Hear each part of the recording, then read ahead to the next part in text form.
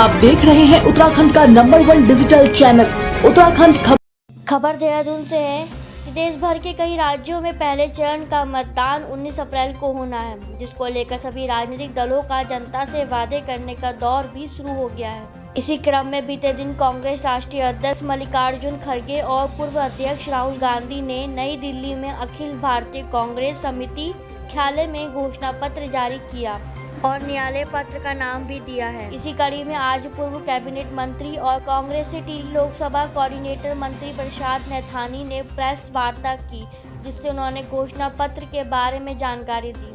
मंत्री प्रसाद नैथानी ने बताया कि घोषणा पत्र 5 न्याय और 25 गारंटी पर आधारित है। पहला भाग है युवा न्याय, दूसरा भाग है नारी न्याय, तीसरा भाग है किसान न्याय, चौथा भाग है श्रमिक न्याय और 5वां भाग है हिस्सेदारी न्याय। उन्होंने कहा कि युवाओं के लिए रोजगार की गारंटी दी जा रही है। जो गरीब महिलाएं हैं उसे 10,000 सालाना दिया जाएगा। युवाओं को 5,000 करोड़ का पैकेज केंद्र सरकार द्वारा स्टार्टअप शुरू करने के लिए दिया जाएगा। इसी तरीके से किसानों को एमएसपी और श्रमिकों को रोजगार की गारंटी दी है। वहीं SC, ST समेत अनुसूचित जाति वाले क्षेत्रों को भागीदारी का हिस्सा बढ़ाया जाएगा। उन्होंने कहा कि इन 5 तत्वों के माध्यम से देश को मजबूत बनाने का काम करेंगे और अग्निवीर योजना को भी पूरी तरीके से समाप्त किया जाएगा। गारंटियां हैं जिसमें 5 भाग हैं। पहला भाग जो है युवा का है, दूसरा भाग नारी न्याय का है, तीसरा भाग किसान न्याय का है, चौथा भाग श्रमिक न्याय का है और 5वां भाग जो है हिस्सेदारी न्याय का है। तो इन 5 भागों में हर भाग के 5-5 जो मुद्दे हैं उन मुद्दों को कांग्रेस ने गारंटी के तौर पर देने की बात की है।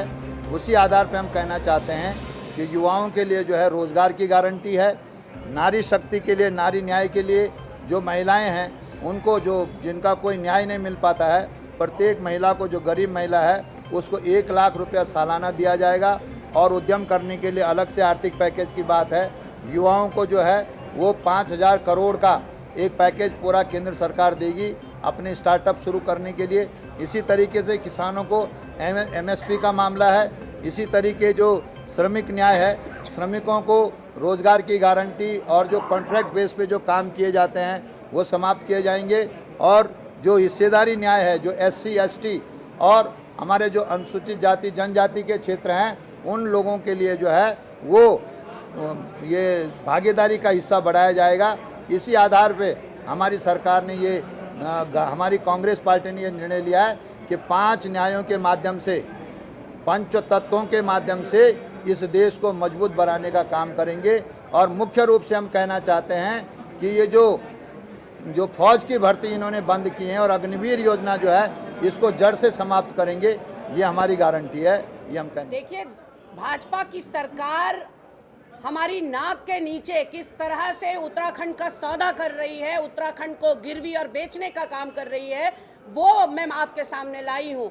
UCC जो एक्ट बन चुका है, जो विधानसभा से पारित हो चुका है, उसका आप अगर फर्स्ट पेज देखेंगे तो फर्स्ट पेज में अंदर इंडेक्स बताया गया है और इसमें तीसरा बिंदु है परिभाषाएं। 22वें पेज पे जब हम जाते हैं तो इसमें एक निवासी की परिभाषा दी गई है और निवासी धामी सरकार ने जो UCC पारित किया है, निवासी इसमें उस व्यक्ति को मान लिया गया है जो 1 साल से अधिक समय से यहाँ रह रहा हो, यानी कि सरकारी योजनाएं, सरकारी नौकरियां, सबके लिए 1 साल से अधिक रहने वाले व्यक्ति को एलिजिबल मान लिया गया है। ये उत्तराखंड वासियों के साथ, उत्तराखंडियत के साथ एक बहुत बड़ा धोखा है। इससे पहले त्रिवेंद्र सरकार ने भू कानून में बदलाव करके 2018 में उत्तराखंड की भूमि को गिरवी रख दिया, बाहरियों के आगे गिद्धों की तरह नोचने के लिए छोड़ दिया। दूसरा, कुठाराघाट धामी सरकार ने 143A में बदलाव करके लैंड यूज में बदलाव करके किया और अब ये तीसरा प्रहार जो किया गया है। आज उत्तराखंड में सबसे ज़्यादा जो मांग है वो मूल निवास और भू कानून की है, लेकिन आप देखिए कि आपकी नाक के नीचे UCC के नाम पर, समान नागरिक संहिता के नाम पर किस तरह से बड़ा खेला कर दिया गया और मात्र 1 साल से ज़्यादा यहाँ रहने वाले को यहाँ का स्थायी निवासी मान लिया गया है।